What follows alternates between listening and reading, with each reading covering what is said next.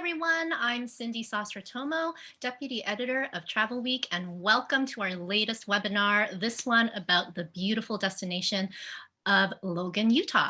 And I myself have never been to Utah, and I'm very excited to learn all about it and learn all the reasons to visit this winter and beyond. I want to start off by reminding everyone that we've got a chat box open, so feel free to say hello to our panelists today and submit any questions you may have.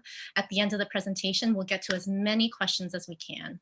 And also, we've got a fabulous prize to give away. It's a pack of delights courtesy of Explore Logan. And it includes everything from artisan soap and a photo book to your very own cow socks, which I have seen personally, and they're amazing. And I'm telling you, it'll come in handy this winter. So, but only those who stay until the very end will be eligible for the prize. So make sure you stay. The winner will be contacted after the webinar. So let's get started. Joining me now is Corey Marshall. He's the Account Director, Canada of the Utah Office of Tourism. Hi, Corey. Hey, Cindy. Thanks for the intro, and always pleased to work with Travel Week on our deeper dive into Utah webinars. So this is our third of the four deeper dive programs, and thrilled to have Julie with me, and I'm going to introduce her in just a bit. But just as a reminder, the Utah Office of Tourism remains committed to the travel trade market in Canada. We've never left during the pandemic. We love our partnership with Travel Week, but just so the Canadian agents know, we are also trying to inspire consumer demand. And so this month we ran our first consumer campaign with Zoomer, which focuses on that 55 plus traveler, the Canadian snowbirder, the active adventurer. And we're running a 4-tiered program with them that focuses on dark skies and winter road trips and all of the great reasons to come and visit Utah. So hopefully those get your phone ringing. I do know as well that from some discussions with the ski wholesalers in Canada that sales are up and phones are ringing. And as we approach that US border opening date that we're all super excited about, we hope the same is the case in all of your offices. And we will continue to be committed to Canada. Canada is an extremely important market for the state of Utah. And obviously, you're going to hear from a legendary expert that I'm going to introduce next shortly, but Julie and or our team are here to help with itinerary planning, image assets, anything you need. And so we'll make sure we give you our details at the end of the webinar. But we're here to talk about Explore Logan. And as I said, with me today is the director of Cache Valley Visitors Bureau, which is also Explore Logan. And this is Julie Hollist Terrill. Just so you are aware, she is the inaugural award recipient of the Angel Award recently from the Lyric Repertory Comp, and also holds a magna cum laude degree, master's degree in communications from the University of Utah.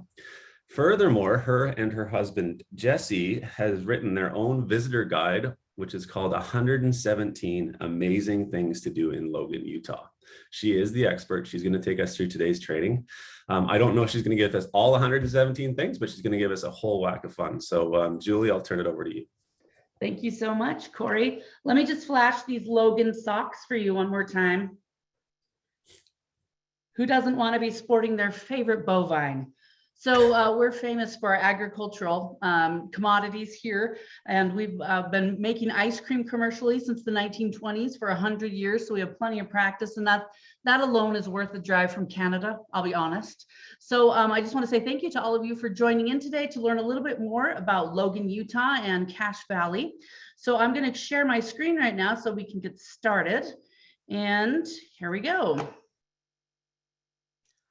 Okay, so Logan is the largest city in Cache Valley, Utah. We're about 83 miles north of Salt Lake City.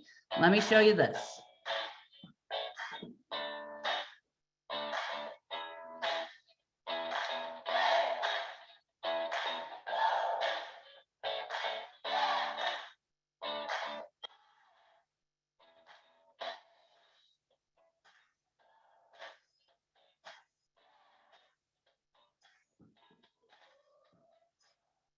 Get in the car, exploreloganutah.com.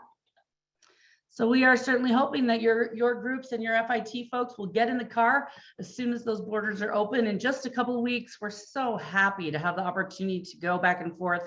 I'm going to be coming to Canada myself on vacation, so I'm hoping maybe we could trade places.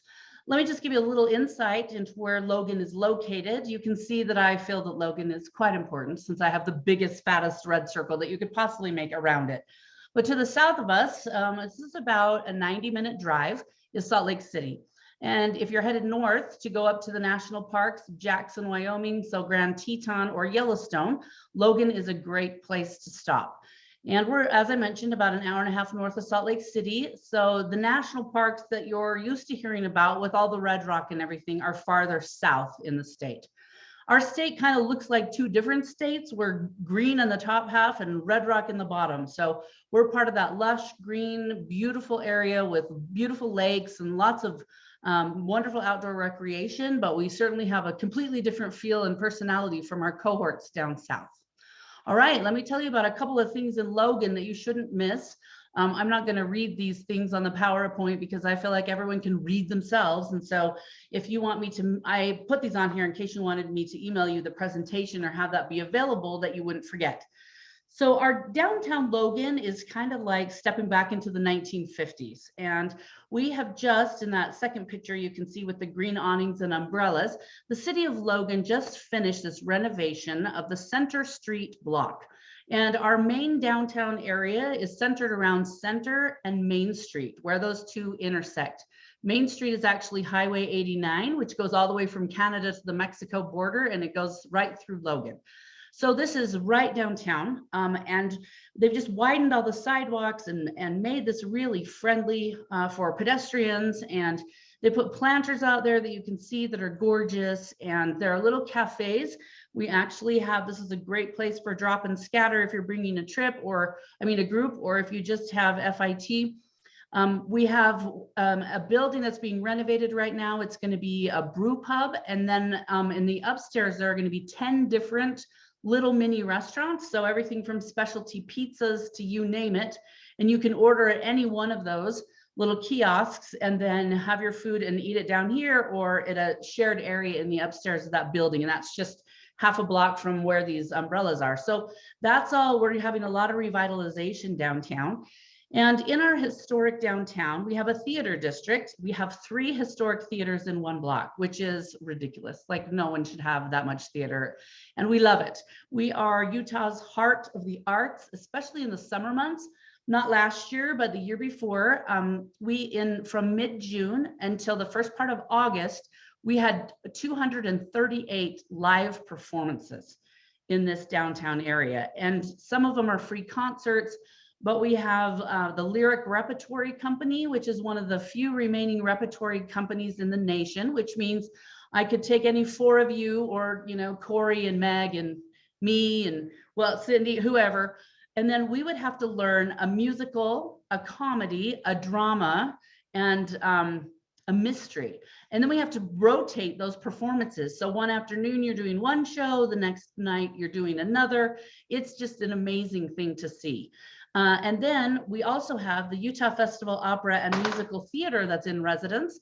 And this year in 2022 is going to be its 30th anniversary. Now, let me tell you a little something about that company. So you see this theater right here. This is the Ellen Echols Theater. That's the largest of the 3 historic theaters. It was built in 1923 and it holds 1,107 people. And Utah Festival Opera and Musical Theater auditions performers from the Metropolitan, from Broadway, from San Francisco Opera, and international locations as well. They have housing here in Logan, and these performers, as well as a full orchestra, and by full orchestra, I mean like 45 pieces. We're not talking about New York where they use 13 in the pit. This is the full experience. They come here and live for the summer and perform all together under one roof. They'll be doing operas like Carmen. They're going to be doing Mozart's The Magic Flute. They're going to be doing some Broadway musicals as well, including Joseph and the Amazing Technicolor Dreamcoat, Man of La Mancha, and then they have dozens of classes, and they have backstage tours and Breakfast with the Stars and concerts, and I mean, it is ridiculously amazing. and the tickets are very affordable. So the most expensive ticket is $85 to see a show. With the same caliber of performers you'd see in New York or anywhere across the country, it'll cost you hundreds of dollars per seat, but it's all right here in Logan. Meanwhile, we have that repertory company going on around the corner.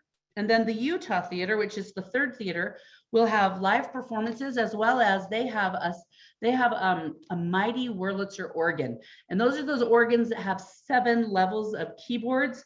And it comes out of the ground, like from underground on these hydraulics. It's very dramatic. And then they play the black and white movies that are silent films with an organist who plays all the accompaniment to it. It is a remarkable experience. And that's one of the few remaining Wurlitzer organs left in the United States that's still functioning. And anyone should fall over backwards to come and see it. I'm going to cough my brains out in 2 seconds. Forgive me for 1 second. Sorry. Okay, so that's the summer months. Really, arts are so amazing here. I mentioned our agricultural valley. We're between 2 beautiful mountain ranges, and we have a lot of dairy here. So we have the largest maker of Swiss cheese in the United States. We also called Gosner cheese. And if you eat at an Arby's restaurant or a Sizzler restaurant or a Wendy's in the United States, I'm not sure if it's in Canada or not, the Swiss cheese on your sandwich is made right here in Logan. We also have, you probably are familiar with Goldfish Crackers, those little Pepperidge Farm crackers. We have a plant here that makes all of the Goldfish Crackers for the Western United States. So we've got more than 20 different locations that make everything from cheese to boxed milk to ice cream, 3 different companies for ice cream, plus an internationally renowned coffee house, plus hand-dipped chocolates. But we put them all together on what we call our self-guided foodie trek.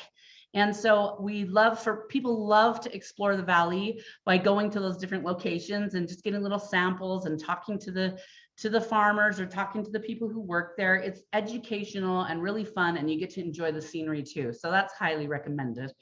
Wanted to show you a little eye candy, and that's in that bottom right-hand corner. That is the temple for the Church of Jesus Christ of Latter-day Saints.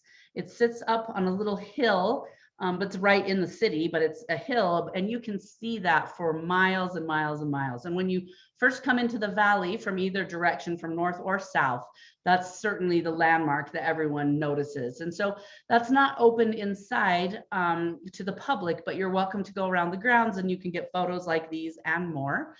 And then on the far left-hand side, you see the Bluebird. That restaurant's currently under renovation right now, but it is the longest running restaurant in the state. They do have a candy factory around the corner where they hand dip chocolates. They're part of our foodie trek, and they have everything behind glass so that you can see the ladies dipping the chocolates by hand and have some samples. And it's pretty much like the happiest place on earth. You walk in and you just smell chocolate. I'm like, why can I not move my office there? So if the next time I'm Zooming with you and all you see is ladies dipping chocolates, you'll know that I've moved locations. Okay. Something that is a do not miss is definitely the American West Heritage Center. The American West Heritage Center is an outdoor living history museum, and it is huge. They have their own little bison herd you can see in the bottom right-hand corner.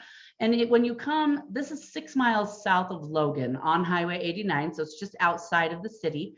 They have this big welcome center, and that's open year-round. There are some small I guess you kind of say museum displays there, but during the summer months from May until September, they have daily programming Tuesday through Saturday, and they have 3 different areas representing 100 years of history in the West. The first one is the Mountain Men.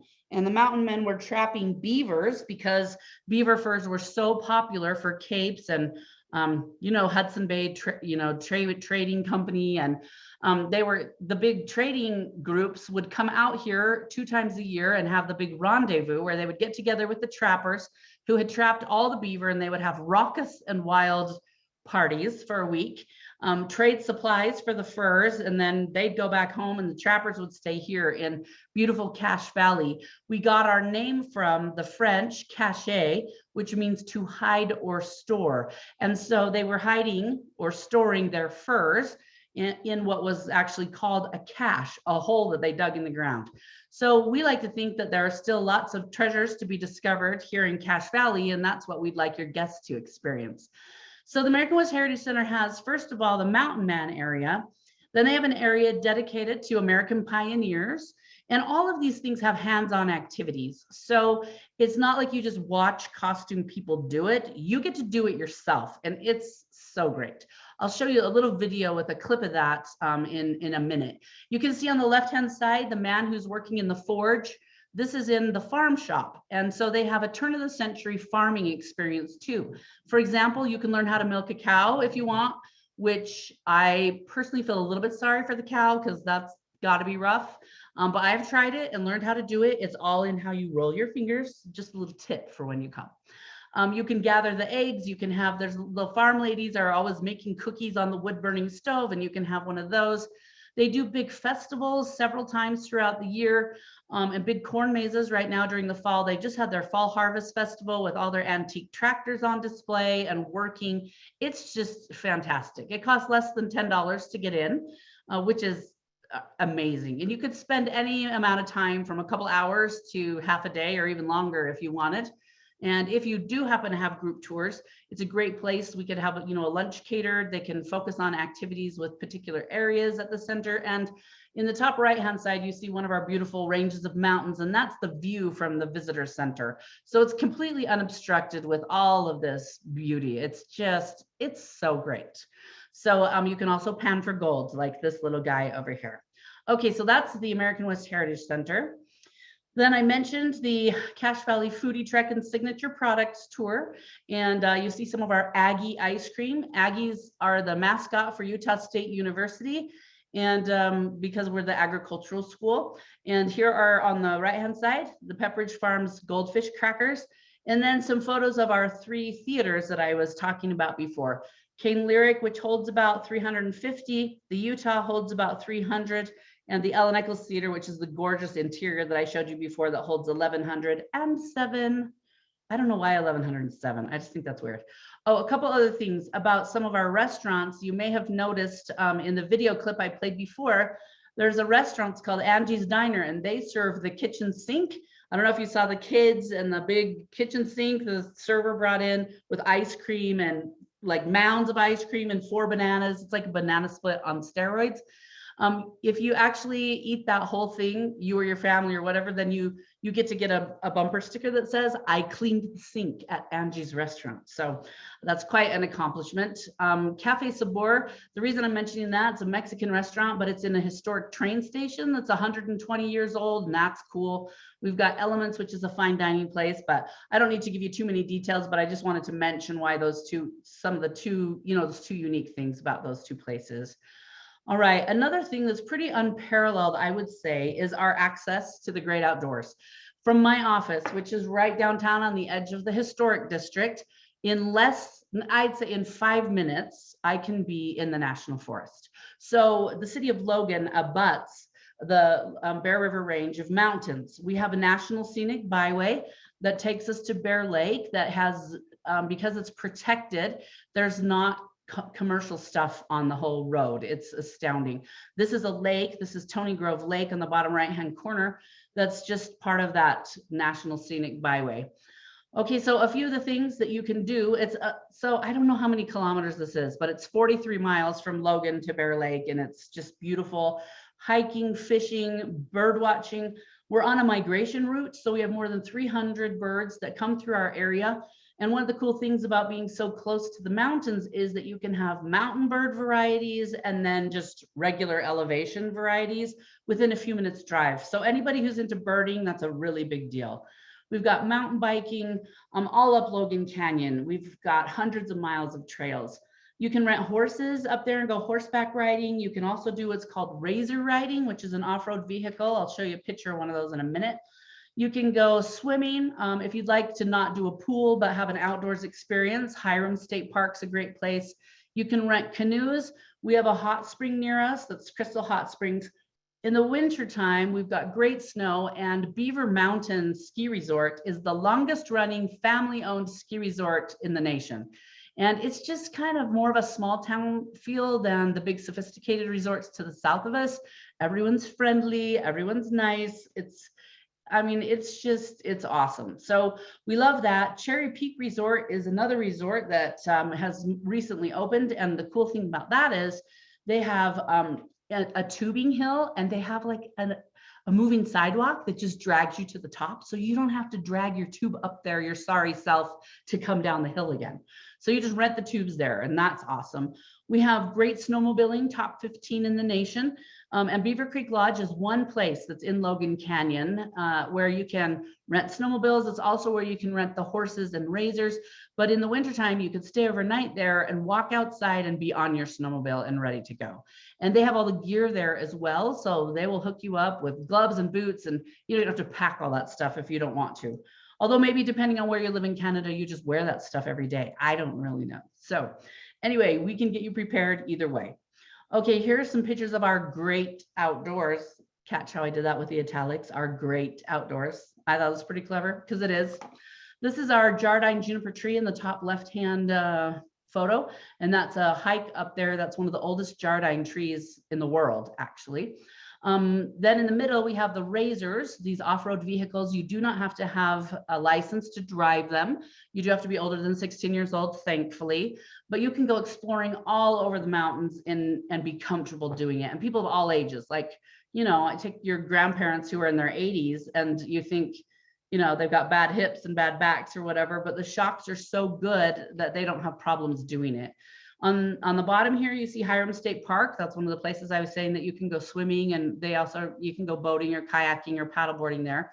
And then on the right-hand side, just a beautiful shot of the Logan River in Logan Canyon. That's kind of what the leaves look like right now. Here's some insight for you.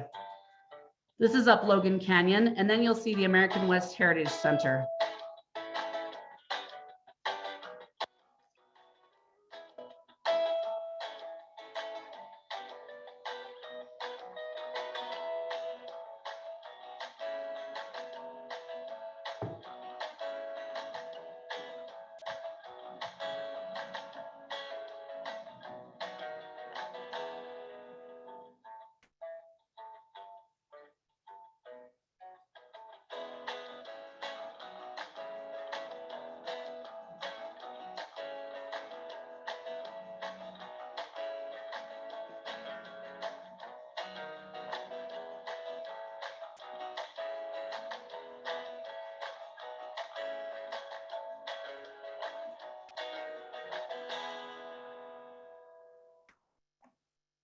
Okay, so there you get a little taste of the American West Heritage Center and the activities that you can do hands-on. So fun for people of all ages.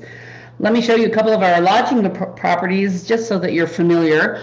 The University Inn is a privately owned hotel that's on the campus of Utah State University. And you're seeing actually part of campus right here in this photo. This building on the right-hand side is called Old Main, and the A on the top is for the Aggies. And the hotel is right off to the side. You can't quite see it. But it's always affordable prices. And one thing that's really cool is that you get a scoop of Aggie ice cream when you check in. They give you a little cup of, you get your choice of several flavors. So I think that's kind of a fun little touch. Beaver Creek Lodge is the one that's up the canyon that I was mentioning, and I'll show you a picture of that on the next slide. But I just wanted you to see some of the different chains that we have that you're obviously familiar with. We have Best Western Plus, Spring Hill Suites by Marriott. We've got the Comfort Inn, we've got Holiday Inn Express. We also have the Hampton Inn and Suites, and it just opened in 2019. It's right across the street from my office, and it puts it right on the edge of the historic district, several restaurants and the theaters all within walking distance. And Logan actually is one of the safest cities in the United States. So you can feel perfectly comfortable walking around downtown, even in the evening times, there's no concern. We have a brand new Town Place Suites by Marriott for people who want to maybe stay a little bit longer. That just opened in February of this year. Here are photos of a few of those properties. On the left-hand side, we have the Hampton Inn and Suites I was just telling you about. That's right across the street from my office. On the right, we have the University Inn that's up on campus of Utah State. Bottom left-hand corner is Beaver Creek Lodge. Now, they only have 18 rooms, but it is the one way to experience the great outdoors in the Cache Valley area. And here's our Best Western Plus, and that's just down half a block from where I'm located as well. So right downtown. on Highway 89, this one and Hampton Inn. It's Main Street in Logan. It's called Main Street, but it's also Highway 89, same road. Okay, so I just wanted to give you this context in case you have guests who are wanting to do part of the Yellowstone Loop, or if you're coming from the north, obviously, and you head down this way, you can go through Yellowstone, but I'll just take you from Salt Lake City down here in the bottom left-hand corner, coming up I-15, Ogden, Brigham City, then off here to the east is Logan. And this little stretch of Highway 89 that you can see from Logan up to Bear Lake, this is the National Scenic Byway I was referring to. And this is on the path up here to Jackson. Now we are located 3.5 hours away from Jackson, and we're about 4 hours from West Yellowstone. So you can go this way up to Jackson and West Yellowstone, make a loop if you want. But if you're driving, you can either go one way or the other. From, if you're headed to Salt Lake, you can come through West Yellowstone down this way or back up the other way. But whatever you do, you just need to come through Logan. That's the most important part. But we can, Corey and some of the others can give you some context and some ideas for itinerary suggestions if you do want to make a larger tour available. But you can see Logan's a great place to stop. And if by any chance your guests are flying into Salt Lake, in or out of Salt Lake City, we're a great place to stay before or after the airport. But if you're returning to the airport the next morning, we are about an hour and a half from the airport. Our hotels are about 30% cheaper in general than in Salt Lake City. And you do have a totally different experience than being in the big city if you stay here before you head to the airport. So that's another thing that we like to suggest.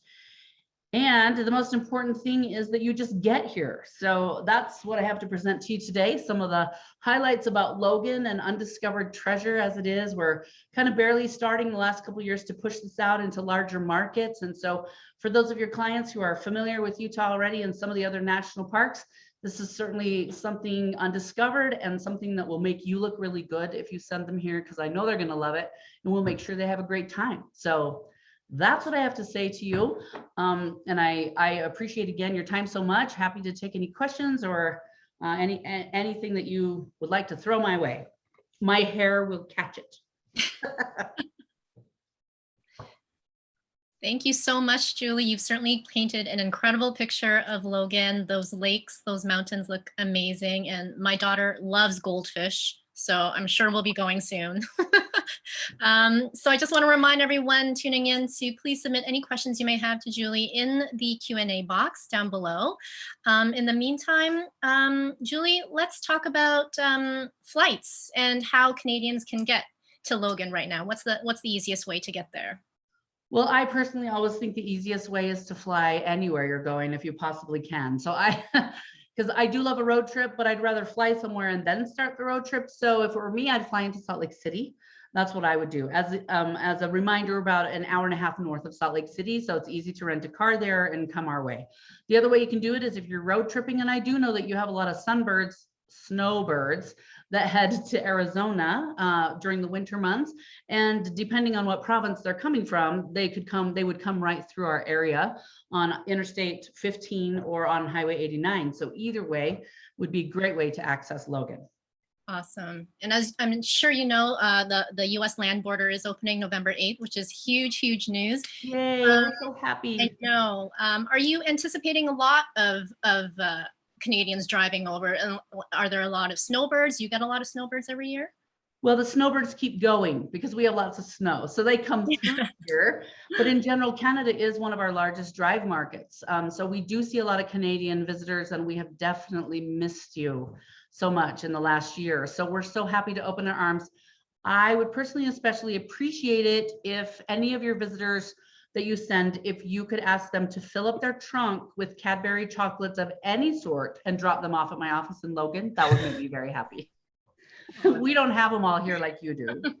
You can do a swap for the Goldfish Crackers. Yes, you can trade those in a brown paper bag. I see on here that Mia Park is asking, how far is it to drive to Jackson? It's 3.5 hours from Logan. Yeah, and Julie, I'll maybe in our follow-up also include that Yellowstone Loop, which is a multi-state itinerary, obviously very important to Julie and us, that gets Canadians to and from Salt Lake, stopping in Logan, but then also taking in some of those iconic regions like Yellowstone, etc.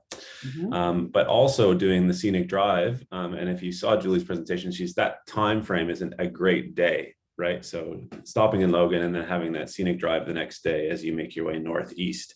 So we'll make sure we include that. I had a question, Julie, if you don't mind. I know that theater is so important in the region, as is winter, and winter is the kind of the season coming up for all of us. So is there theater in the winter? I think I saw something about a Christmas story, but is there other performances across the winter they can combine with ski? Yes, I'm so glad you brought that up, Corey, because I do emphasize the summer, but we have year-round theater, and we have the regional theater companies, 3 different ones in our area that are performing pretty much nonstop. They just wrapped up, one company just wrapped up The Sound of Music. We've got another one that's opening in another week with Legally Blonde, the Broadway show. We have one that just finished this week with Cinderella, the Broadway production. And downtown, in right where the background is of where you're sitting in that red theater, the Lyric, all during the month of December, they're going to be doing a Christmas Carol there. Look at that block right there. It's going to be like Hallmark blew up in downtown Logan. They're going to have strolling carolers and shopping and hot chocolate and performances. But yes, year round, we do have traveling productions as well as regional theater productions as well. You can see those anytime. And we also have fun university sports, although sometimes they're good and sometimes they're not. But we do have a very enthusiastic crowd, so it's fun to participate in whether or not we're winning. Cool. Awesome. I have another question, Julie. Okay. Can you sort of tell us what the vibe is like right now in terms of health and safety? Is there a mask mandate in place? And what can Canadians expect once they get there? Do they need to book reservations well in advance? Is everything open? So if you can sort of tell us about the vibe right now. Sure. As far as things go here, most people are not wearing masks unless they have not been vaccinated. If they've not been vaccinated, then the stores and the restaurants all request that you wear a mask, but no one's checking, IDs or your vaccination cards. There are actually, there have been some performances at the theaters where the people who are coming have requested that you have to wear a mask and show your vaccination card, but that's the only time. And it is pretty rare. People are pretty open here. And I don't know if that's brilliant or wise or what, but that is just the way that it is. Chris, wintertime is a slower time for us as far as hotel stays go. So of course you want to get your hotels as soon as possible, just in advance for your own peace of mind. But there's not as much concern about that now as there is during spring, summer, fall. Well, it's still kind of fall, although it did snow a foot at my house this last week, which I'm grouchy about, but it's gone now. But I just can't say that it's not winter yet because it kind of feels like it is. All right, that's good to know. Thank you for sharing that. If there aren't any other questions, Corey, do you have any others for Julie? I know, Julie, you're into the arts. What's your next show that you're going to be involved with on a personal level? Performing or just performing? I don't have, that makes me embarrassed. I don't have any performances scheduled right now, but I do have tickets to upcoming shows at the Ellen Echols Theater, and I'm going to be seeing the Broadway show Frozen in Salt Lake City on November 2nd. So I'm excited about that too. Awesome. Yeah, I think for a lot of the Canadian agents that are on and still on because they want to win the great prize pack, what's really special, and you kind of brought up about Logan, but you're even going to Salt Lake to see a show, is that whole theater community across the state, but obviously centered in your destination. And I know on a personal level, I can't wait to take in a Broadway type production in Logan and go. And I've never skied the Beaver. I'm going to admit it. It's one of the ones that's on my tick list that I need to get up and do. It's so it's skiing the Beaver is Beaver Mountain for all those agents that Julie mentioned. So yeah, definitely check that out as well. But it's an iconic, like you said, small town feel resort, but great snow. And one thing that you will really appreciate when you go to the Beaver is that the lady named Marge, who's like 76 years old and has red hair, her father-in-law actually started that resort in 1938. Her husband has passed away, but she is in the ticket office every single day. And she is a spitfire. You will love her. Just interacting with her. Your guests will be so glad they came. And it's really cute too because they don't have snowmaking equipment. So all year long on their answering machine, even if you call in the summer, at the very end, you hear Marge's voice say, and don't forget, pray for snow, which is what we're always doing. So anyway. Cool. Awesome. So how about we end with a final word with Julie. Julie, if I were to ask you for just 3 words to describe Logan, what would they be? That's not fair. That's a Just great get answer. here. Small town Americana, classic step back in time, friendly people, unique experiences. I'm a journalist in my background, so my vocabulary is ridiculous. So to ask me to narrow it down to 3 words is really hard, but I promise you'll have a great time. So just get here. Great 3 words. Great way to end. Thank you so much, Julie. Thank you so much, Corey. A lot of good information there. Hopefully the agents tuning in will have learned something new so that they can inspire their clients to book a future trip to Logan. I know I want to go now, so thank you for all of that. And for those cow socks, I can't wait to see who wins those cow socks. Just a reminder that the winning agent will be contacted after today's webinar, so check your emails and good luck to everyone. So again, thank you to the panel. Thank you to all those who tuned in, and we will catch you at our next webinar.